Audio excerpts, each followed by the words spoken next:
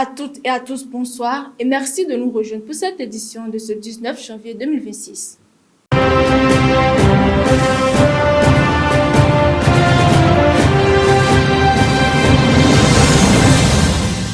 On démarre le tour de l'actualité africaine à l'est de la RDC.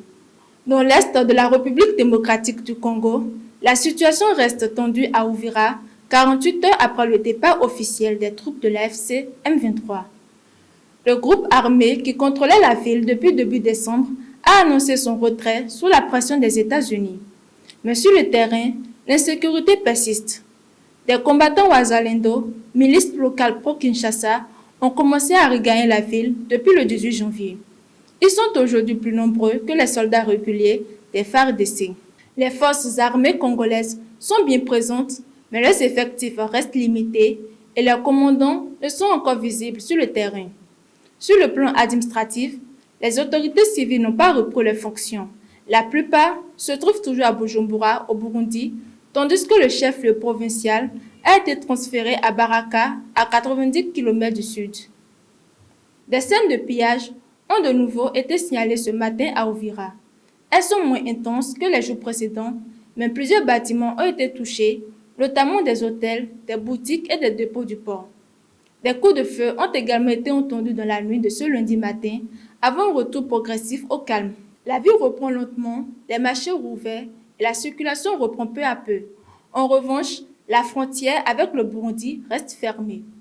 Restons toujours en Afrique, cette fois-ci sur le terrain de football, la CAF condamne les incidents Maroc-Sénégal.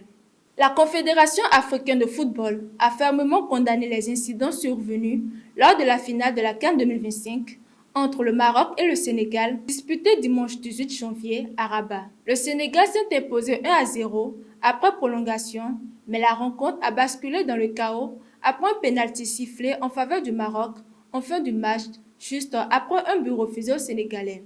Plusieurs joueurs sénégalais ont quitté le terrain, tandis que les supporters ont tenté d'envahir la pelouse pendant près de 15 minutes.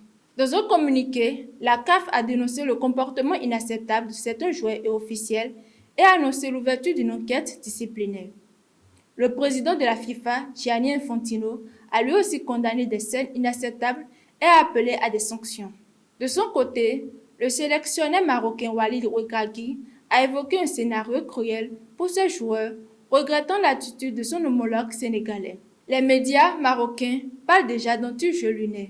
Quittons l'Afrique pour l'Europe, où l'Espagne, qui est frappée par une tragédie ferroviaire sans précédent, décrète des jours de deuil national. En Espagne, le Premier ministre Pedro Sánchez a décrété 3 jours de deuil national après un incident ferroviaire dramatique survenu dimanche 18 janvier dans le sud du pays. 2 trains à grande vitesse ont déraillé près d'Adamouz, non loin de la Cordoue, avant d'entrer en collision. Le bilan provisoire fait état d'au moins 39 morts et 122 blessés, dont 12 dans un état grave. Près de 300 passagers se trouvaient à bord des trains. Les lignes à grande vitesse entre Madrid et plusieurs villes du sud, dont Séville et Malaga, sont suspendues au moins jusqu'au lundi 19 janvier. Les autorités excluent pour l'instant l'erreur humaine. Selon le ministre des Transports, l'accident est extrêmement étrange. Les trains restent récents, la voie avait été rénovée et la vitesse ne semble pas excessive. La commission d'enquête sur les accidents ferroviaires est chargée de déterminer les causes exactes du drame.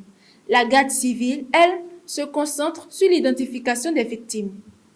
Enfin, direction le Moyen-Orient avec une initiative controversée lancée par Donald Trump autour de Gaza. Le président américain a annoncé la création d'un conseil de la paix pour Gaza, censé œuvrer à la fin du conflit et à la stabilisation du territoire palestinien. Donald Trump en assurera lui-même la présidence. Autour de lui, son émissaire spécial Steve Witkoff, son gendre Jared Kushner, le secrétaire d'État Marco Rubio, ainsi que Tony Blair et le président de la Banque mondiale Ajay Banga. Les pays souhaitant obtenir un siège permanent devront verser $1 milliard dès la première année. Selon le Kremlin, le président russe Vladimir Poutine a reçu une invitation. En revanche, aucune confirmation concernant une éventuelle invitation adressée au président français Emmanuel Macron. Plusieurs dirigeants, dont ceux d'Égypte, de Turquie, du Canada, de l'Inde et du Brésil, n'ont pas encore répondu. La composition du Conseil, qui inclut ainsi des représentants israéliens, égyptiens, qataris et onusiens, est critiquée, notamment par le gouvernement israélien. Le plan prévoit également le déploiement d'une force internationale chargée de sécuriser Gaza et de former une police palestinienne.